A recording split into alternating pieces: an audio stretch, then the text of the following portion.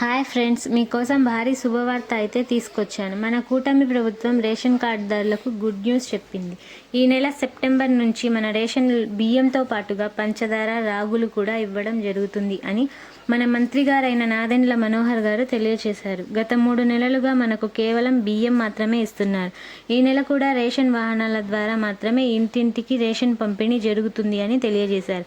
కొత్తగా 3000 రేషన్ దుకాణాలు ఏర్పాటు చేసిన తరువాత మాత్రమే రేషన్ దుకాణాలలో పంపిణీ జరుగుతుందని తెలియజేశారు. సెప్టెంబర్ నెలలో కందిపప్పు ఇవ్వడానికి చాలా ట్రై చేశాము, కానీ సరిపడనంత నిల్వలు లేకపోవడం వలన ఇవ్వలేకపోతున్నామని చెప్పారు. రాగులకు డబ్బులు ఇవ్వవలసిన అవసరం లేదు. మనం తీసుకునే బియ్యంలో కేజీ బియ్యం తక్కువ చేసి కేజీ రాగులు అయితే ఇస్తారు. కందిపప్పు వచ్చే నెల అక్టోబర్ నుండి ఇవ్వడానికి ప్రయత్నం చేస్తాము అని చెప్పారు. ఫ్రెండ్స్, రేషన్ వాహనాలలో ఇంటి వద్దకే రేషన్ తీసుకోవాలనుకుంటున్నారా, లేదా డిపోలో తీసుకోవాలనుకుంటున్నారా? మీరేమనుకుంటున్నారో కామెంట్లో తెలియజేయండి. ఈ సంవత్సరం నుండి క్రిస్మస్ కానుక, సంక్రాంతి కానుక, రంజాన్ తోఫాతో కూడా ఇస్తాము అని తెలియజేశారు. పండుగ కిట్లలో బియ్యంతో పాటు బెల్లం, గోధుమ పిండి, సేమియా, నెయ్యి, ఆయిల్, పంచదార, కందిపప్పు, పచ్చిపప్పు కూడా ఇవ్వటం జరుగుతుంది అని చెప్పారు. ఇంకా కొత్త రేషన్ కార్డుల గురించి అప్డేట్ కూడా ఇచ్చారు.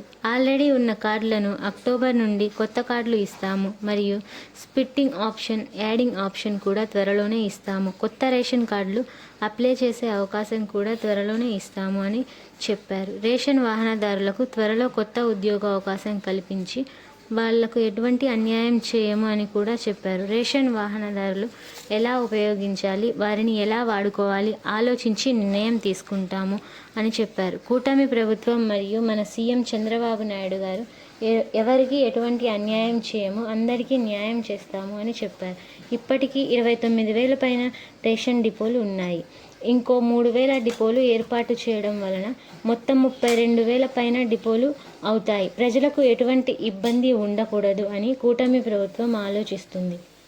ప్రతి డిపోకి 700 నుంచి 750 కార్డుల వరకు ఉంచి డైలీ 50 కార్డుల లెక్కన 15 రోజుల పాటు పంపిణీ చేసుకోవచ్చు అని తెలియజేశారు. చాలామంది కార్డుదారులకు మాత్రం ఇంటి వద్దకే బియ్యం రావాలి, రేషన్ వాహనాలు ఉండాలి అని కోరుతున్నారు. ఇంకొంతమంది మాత్రం వచ్చినప్పుడు నచ్చిన సమయంలో వెళ్ళి తీసుకుంటాము అంటున్నారు. గతంలో రేషన్ పంపిణీ డిపోలో జరిగే సమయంలో కొన్ని గంటల పాటు క్యూ లైన్లో నిలబడి ఒకరోజు టైం అయితే వేస్ట్ అయ్యేది.